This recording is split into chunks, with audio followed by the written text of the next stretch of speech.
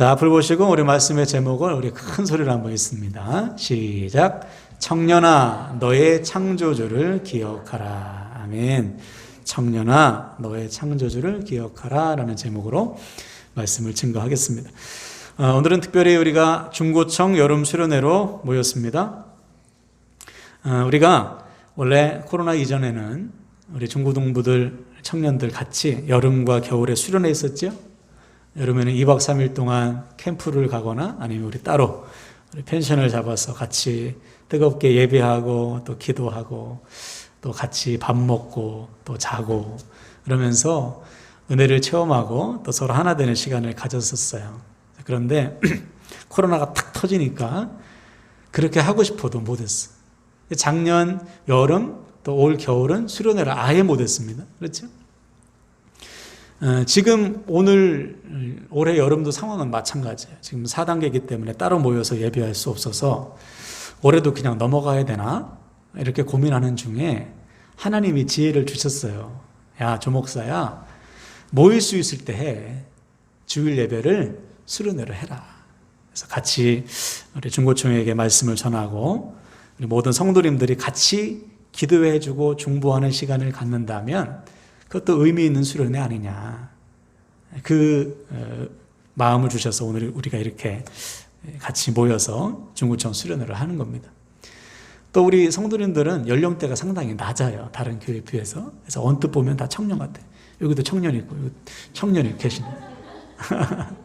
그래서 오늘은 다 청년의 마음을 가지고 예배에 임하세요. 그래서 이 시간 말씀을 통해 우리의 가슴이 청년 때처럼 다시 뜨거워지길 바랍니다. 그래서 말씀을 통해 우리를 회복하시고 치유하시는 하나님의 거룩한 부흥이 저와 여러분에게 다 임하기를 주님의 이름으로 간절히 축원을 드립니다. 아멘. 자, 오늘은 그 유명한 솔로몬의 전도서입니다. 솔로몬은 우리가 잘 아는 다윗의 아들, 그리고 다윗의 뒤를 이어 이스라엘의 세 번째 왕이 된 인물이죠. 근데 오늘 먼저 우리가 솔로몬이 어떻게 해서 왕이 됐는지 그 과정을 좀 살펴봐야 돼요. 왜냐하면 솔로몬은 왕이 될 가능성이 거의 없었습니다. 왜냐? 다윗에게는 아들이 무려 19명이나 있었어요. 근데 솔로몬은 그 중에 몇째였냐? 10번째 왕입니다. 상식적으로 생각할 때 10번째 아들이 왕이 될 가능성이 있어요? 없어요? 거의 없죠. 첫째 아니면 둘째, 적어도 셋째는 돼야 왕이 될 가능성이 있는데 솔로몬은 아예 왕이 될 가능성이 없었어요. 더군다나 솔로몬의 어머니가 누구였을까요? 밧세바였잖아요. 밧세바는 원래 다윗의 아내가 아니었죠. 다윗의 충신이었던 우리아의 아내였지 않습니까? 근데 다윗이 그 밧세바를 간음했어요. 자기 아내가 아닌데 다른 남자의 아내인 유부녀를 다윗이 간음하잖아요. 다윗을 아는 사람이라면 정말 끔찍한 사건 아니에요? 네, 정말 충격적인 사건이에요. 성경에서 꼽을 수 있는 사건 중에 하나가 다윗의 간음 사건인데, 왜냐하면 다윗만큼 하나님을 사랑했던 사람이 누굽니까? 그죠? 예배자 중에 예배자, 또 순수한 믿음, 법궤가 들어올 때 막 춤추면서 하나님을 찬양하잖아요. 왕이 그 정도로 하나님을 사랑했고 순수했던 믿음의 사람인 다윗이 간음죄를 저질렀다니 있을 수 없는 일이죠. 뿐만이 아니죠. 임신을 했어요. 간음한 밧세바가. 그러니까 밧세바의 남편은 우리아를 전쟁터에서 부릅니다. 그리고 술을 실컷 먹이고서 야, 너 아내와 동침해라. 자기의 죄를 감추려고. 근데 우리아는 충성스러운 신하예요. 집에 안 들어가는 거예요. 왕궁 뜰에서 자. 야, 너 왜 왕궁 뜰에서 자니? 왕이시여, 나의 동료들은 지금 전쟁터에서 피를 흘려가며 싸우는데 제가 어찌 편안히 집에 가서 쉴 수 있습니까? 몇 번을 술을 먹여도 계속 집에 안 가는 거예요. 결국 어떻게 했죠? 전쟁터 맨 앞에 보내서 죽게 만들죠. 우리아가 죽었다는 소식을 듣자마자 다윗이 밧세바를 자기 아내로 빼앗은 거예요. 있을 수 없는 일이에요. 끔찍한 죄를 저질렀어요. 살인죄와 간음죄를 저질렀어요. 이때 하나님이 분노하지 않았을까요? 왜냐하면 다윗의 범죄도 범죄지만 다윗의 범죄에 동조한 신하들이 있잖아요. 다윗만 무너진 것이 아니고 다윗 주변이 다 무너졌어요. 하나님께서 대노하셨어요. 그래서 어떻게 했습니까? 꽁꽁 숨겨두었던 다윗의 죄를 뻥 터뜨렸죠. 나단을 보내서, 선지자를 보내서 다윗의 죄를 만천하에 공개합니다. 망신살이 탁 퍼졌어요. 자, 이때 다윗이 어떻게 했죠? 부인했나요? 아니야, 그렇지 않아. 그때는 부인해도 먹혀요. 왜냐하면 뭐 유전자 검사가 있어, 뭐가 있어요, 그죠? 근데 다윗은 어떻게 했어요? 그 자리에 엎드려요. 그리고 회개합니다. 하나님의 은혜, 자기를 지적하시는 하나님의 그 은혜를 깨달아요. 아, 지금이 기회구나. 이 기회를 탁 붙들어요. 그래서 하나님 앞에 철저히 회개합니다. 수많은 사람 앞에, 그죠? 체면 차리지 않고 아마 두 손 들고 눈물을 흘리며 회개했을 거예요. 하나님이 그를 용서해 주시죠. 그런데 다윗과 밧세바 사이에서 태어난 아이를 일주일 만에 거두어가셨어요. 아이가 죽어요.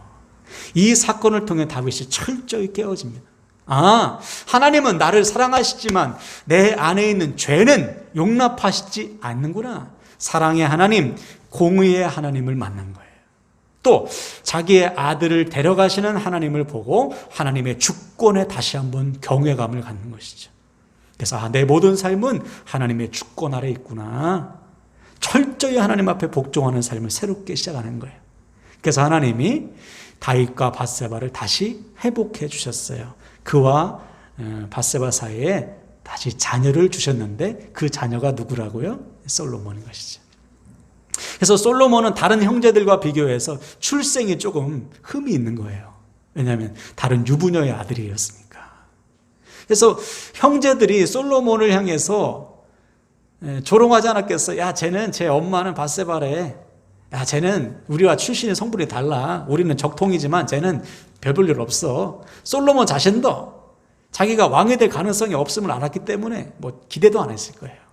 자, 그런데 여기서 중요한 것은 하나님이 그 수많은 아들 가운데 다른 아들이 아닌 누구를, 솔로몬을 탁 찍으신 거예요. 다윗의 수많은 아들 가운데 다윗의 후계자로 솔로몬을 택하신 거예요. 그래서 사무엘하 12장 25절에 보면 하나님께서 갓 태어난 솔로몬에게 이름까지 지어줘요. 그 이름이 여디디야라는 이름입니다. 이 이름의 뜻은 하나님께 사랑을 받은 자라는 뜻이에요.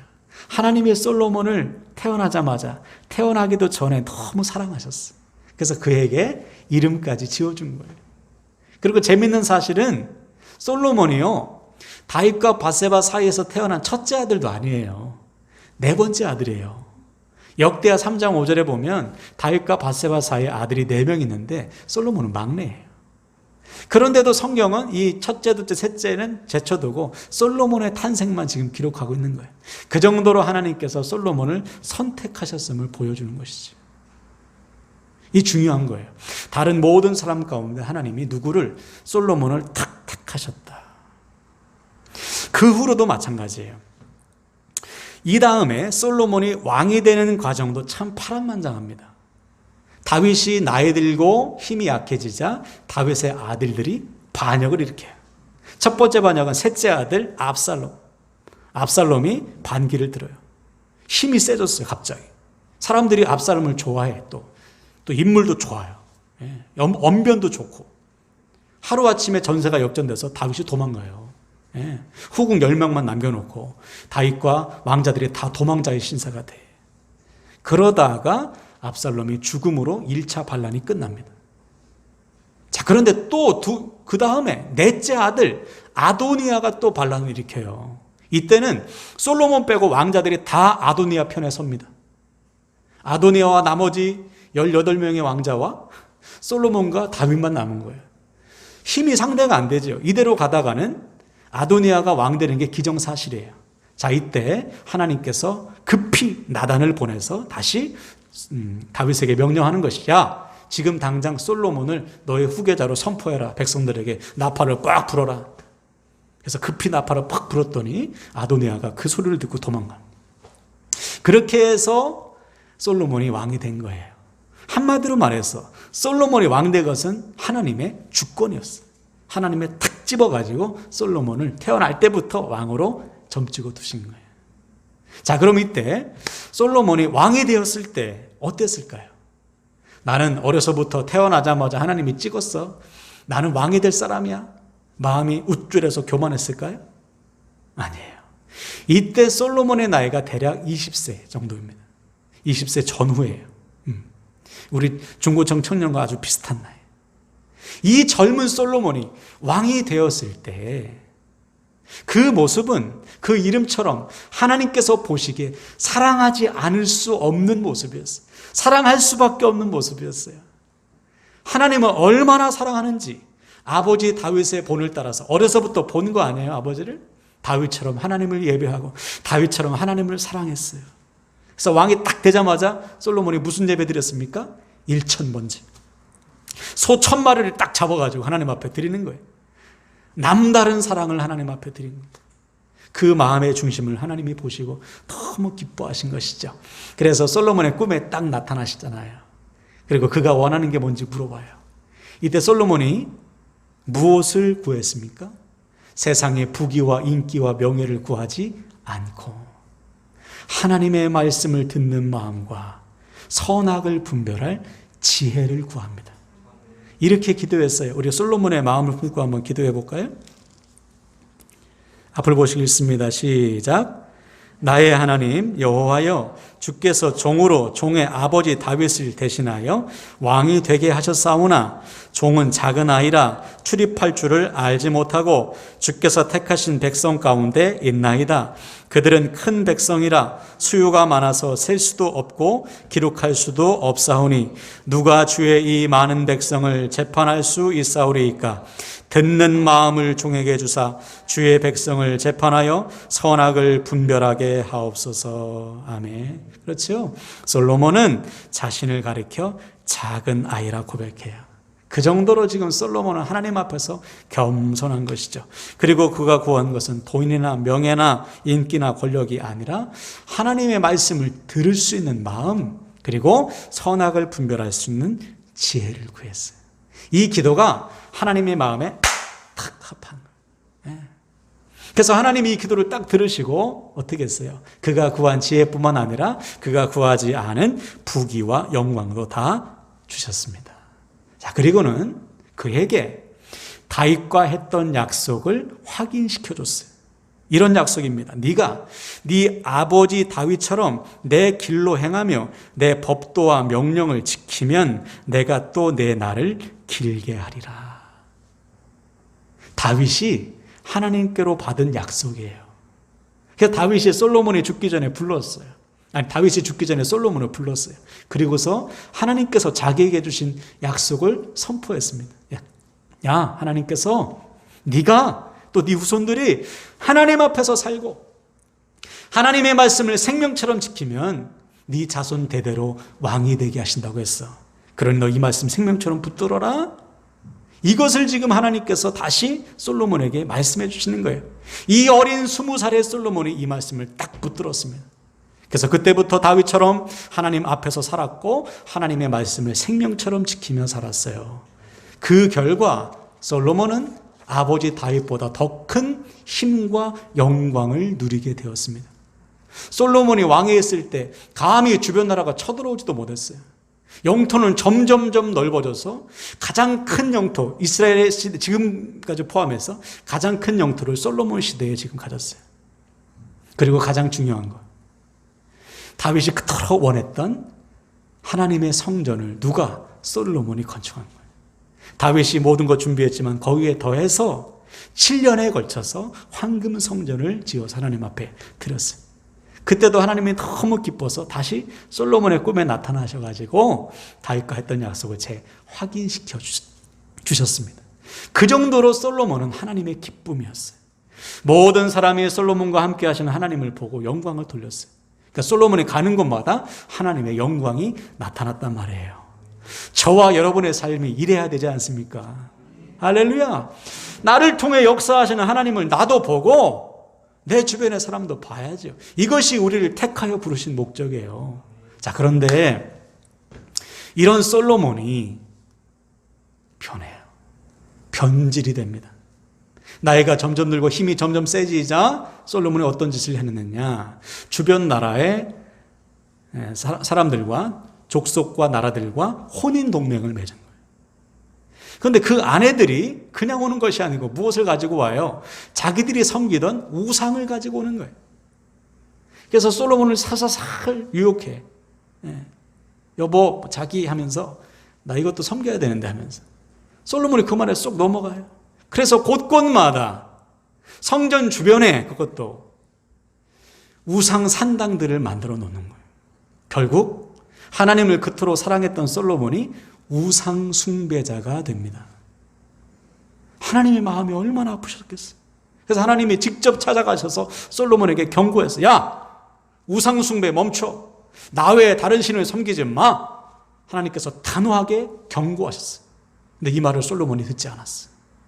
반복되는 죄악을 범했어요. 그러자 하나님께서 그에게 심판을 선포하십니다. 네가 지금처럼 다윗의 길로 행하지 않고 우상을 숭배하니 네 나라를 쪼개어 네 신하에게 줄 것이다. 결국 솔로몬이 죽은 다음에 어떻게 됐죠? 그의 신하 여로보암이 반란을 일으켜요. 그래서 북이스라엘을 세우고 나머지 하나 있는 유다 지파 솔로몬의 아들인 르호보암이 있는 남유다를 세우고 하나님의 나라가 둘로 쫙 쪼개지게 되었어요. 무엇 때문에? 솔로몬의 범죄 때문에. 여기서 우리는 아주 중요한 사실을 깨달아야 돼요. 그렇게 하나님께서 택하신 솔로몬, 하나님의 영광을 드러냈던 솔로몬이 우상 숭배자로 전락한 결과 나라가 쪼개진 거예요. 우리 인생에 적용한다면 우리가 하나님께서 택하신 대로 살다 보면 하나님의 영광을 드러내지만 하나님을 저버리는 순간 나만 무너지는 것이 아니고 내 주변이 다 무너지는 거예요. 이게 솔로몬의 인생이에요. 가끔 보면 어떤 부모님들이 우리 자식 솔로몬처럼 되길 원해요. 그거 잘못된 기도예요. 솔로몬의 20대처럼 되기 원해요. 이것은 좋은 기도예요. 솔로몬은 그리 훌륭한 왕이 아니었어요. 자, 그러면 솔로몬의 말년은 어땠을까요? 솔로몬의 말년, 감사하게도 하나님께서 솔로몬을 회복해 주십니다. 기다려 주셨어요. 언젠가는 솔로몬이 돌아오겠지. 솔로몬이 회개하여 주님께 돌아올 그날을 하나님이 기다렸어요. 다행히 솔로몬이 죽기 전에 다시 회심합니다. 하나님 앞에 돌아와요. 그래서 자신의 삶을 회고하며 쓴 회고록이 뭐냐? 전도서인 거예요.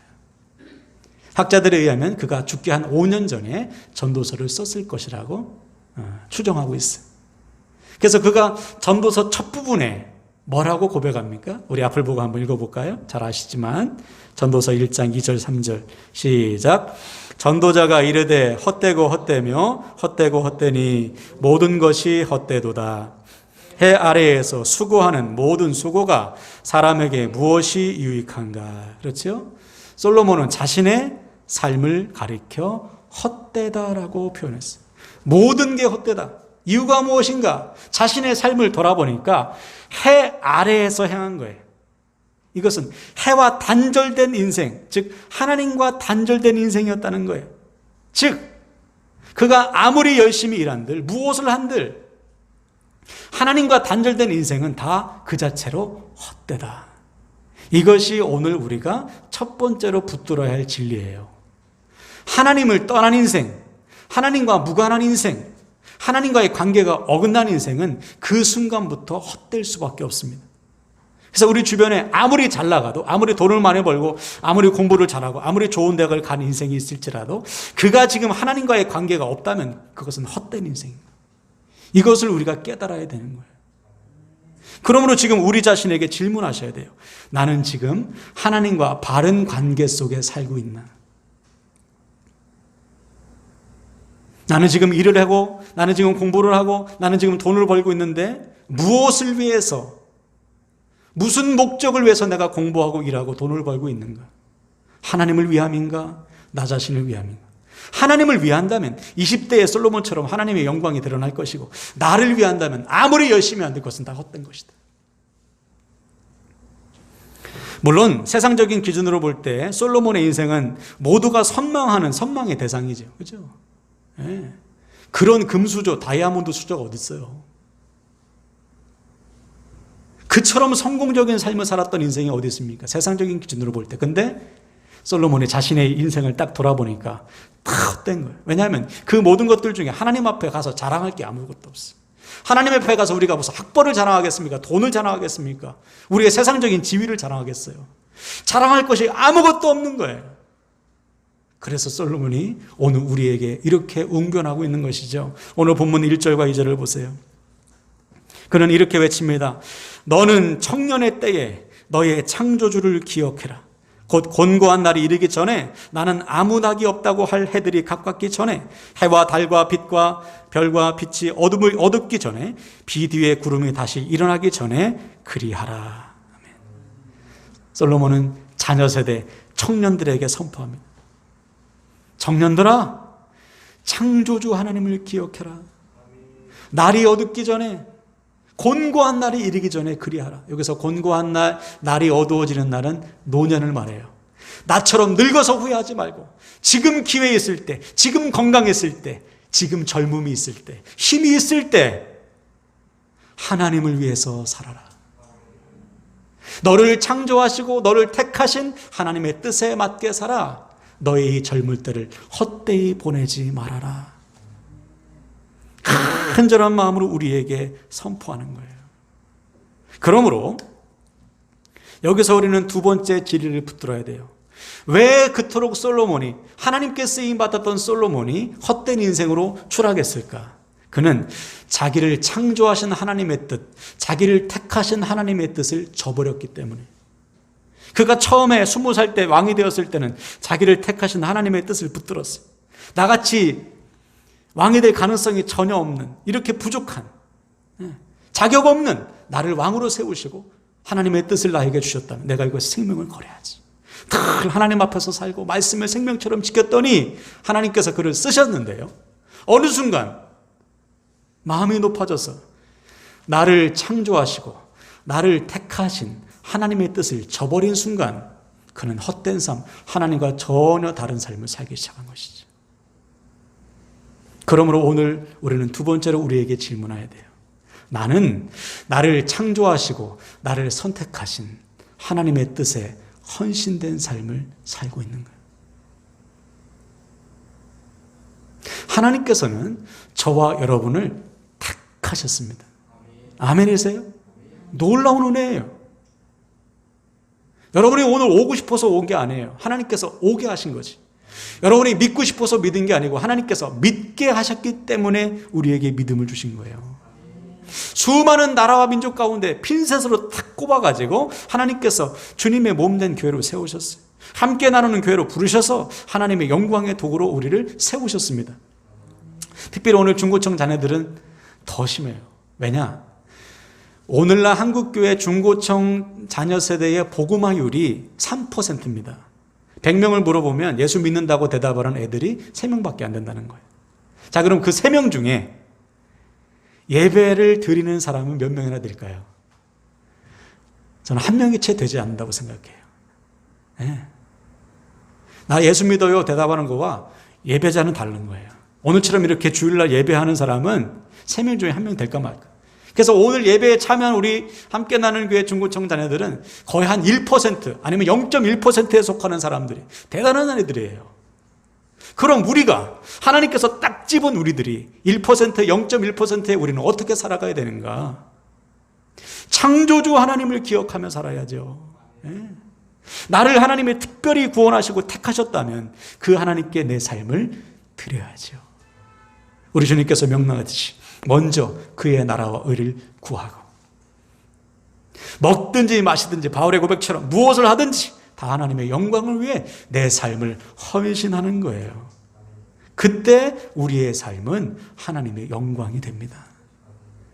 그러므로 사랑하는 우리 중고청 자녀 여러분, 우리 성도 여러분, 오늘 말씀을 통해 나를 창조하시고 선택하신 하나님을 다시 믿음의 눈으로 똑바로 바라보시길 바랍니다. 그리고 그 하나님께 여러분의 삶을 헌신하시길 바랍니다. 하나님은 우리를 쓰시기 원하세요. 아멘이세요? 이 시간 저를 따라 한번 선포할까요? 나를 쓰시길 원하십니다. 예, 여러분 그럼 어떻게 하시겠어요? 주님 나를 쓰시옵소서 해야죠. 예? 이사야의 고백처럼 주님 나를 보내소서, 나를 쓰시옵소서. 그때 하나님은 우리가 지금 어디에서 무엇을 하든지 상관없이 우리를 들어 쓰시는 거예요. 물론 우리 청년 때를 지나보신 우리 성도님들 다 아실 겁니다. 청년의 믿음을 지키는 게 제일 어려워요. 저도 믿음이 고등학교 때까지는 좋았어요. 왜냐하면 옆에서 붙잡아 줄 사람이 있었기 때문에. 근데 대학교 딱 올라가자마자 믿음이 반토막이 아니라 10분의 1 토막이 되는 거예요. 하나님 없이 살았어요, 저는. 그게 딱 6개월밖에 안 걸리더라고요. 대학교 딱 입학해서 6개월 동안은 믿음을 참 지킨 것 같아요. 근데 6개월 딱 지나자마자 뭐 완전 믿음이 없는 사람과 똑같아. 청년 때의 믿음 지키는 게 어려워요. 또 취업해봐요. 직장 생활할 때 믿음 지키는 거 더 어렵습니다. 아름 집사님 그렇죠? 네. 결혼해봐요. 남편이 안 믿고 아내가 안 믿고 그죠? 친정과 뭐 안 믿는다면 너무 힘든 거예요. 이게 갈수록 우리는 믿음을 지키기 어려워요. 그러므로 지금 우리가 젊을 때 우리의 삶 하나님 앞에 헌신해야 되는 거예요. 매 순간마다 나를 창조하시고 그죠? 나를 선택하신 하나님의 뜻에 헌신하는 거예요. 그럼 하나님께서 저와 여러분의 삶을 책임져 주십니다. 할렐루야. 그리고 20대의 솔로몬처럼 귀하게 들어 쓰시는 거예요. 바라기는 오늘부터 여러분 우리가 어디에서 무엇을 하든지 하나님의 영광을 위해서 쓰임받길 바랍니다. 네. 그래서 솔로몬은 우리에게 오늘 마지막 답을 주고 있어요. 어떻게 해야 우리는 매 순간 나의 창조주 하나님을 기억하고 나를 택하신 하나님께 헌신된 삶을 살까? 어렵지 않아요. 오늘 우리가 읽지는 않았지만 전도서 12장 13절과 14절을 보세요. 이렇게 답을 주고 있습니다. 우리 다 같이 한번 읽어볼까요? 13절 14절 시작. 이래 결국을 다 들었으니 하나님을 경외하고 그의 명령들을 지킬지어다. 이것이 모든 사람의 본분이니라. 하나님은 모든 행위와 모든 은밀한 일을 선악간에 심판하시리라. 아멘. 그렇죠? 매 순간 나를 창조하시고 택하신 주님을 경외하고 인정하고 주의 말씀에 순종하면 된다. 하루하루를 그렇게 살아가면 되는 거예요. 아, 하나님이 나를 창조하셨지, 나를 택하셨지, 그 하나님을 바라보며 사는 거예요. 그리고 장차 주님 앞에 설 그날을 기대하는 거예요. 그날에 서서 하나님께서 나에게 주실 하늘의 상급을 바라보며 지금 주어진 삶을 믿음으로 살아내는 것입니다. 그러므로 사랑하는 우리 중고청 자녀 여러분, 오늘부터 우리가 무엇을 하든지 나를 창조하시고 택하신 하나님을 바라보고 그 하나님께 헌신된 삶이 되길 바랍니다. 그래서 주님 앞에서는 그날까지 20대의 솔로몬처럼 귀하게 쓰임받는 저와 여러분 되시기를 주님의 이름으로 간절히 축원을 드립니다. 아멘, 아멘.